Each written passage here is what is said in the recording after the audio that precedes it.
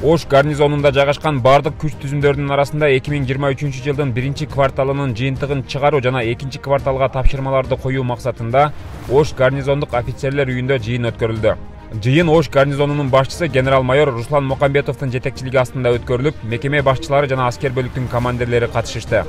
Ош гарнизонунун башчысы жылдын алгачкы 3 айында кетирилген кемчиликтер боюнча баса белгилеп, кээ бир кызматтардын жана түзүмдөрдүн жетекчилерине сөгүш жана эскертүүлөр берилди. Кайрадан барып текшериши керек.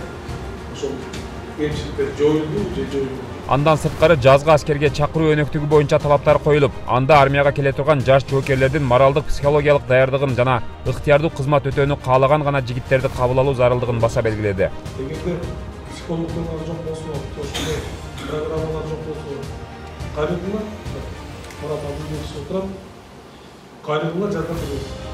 Ош гарнизондук аскер коменданты подполковник Жунус Койчубаев бардык күч түзүмдөрүнүн 1-квартал боюнча иштеринин жыйынтыгын жарыялап, өз ишин мыкты аткарган аскер кызматкерлерине сыйлоо баракчалары берилди. Күчүрмөн даярдыкта жетишкен ийгиликтери мыкты аскердик кызматтык үлгүлүү аскердик тартиби үчүн грамота менен сыйлансын.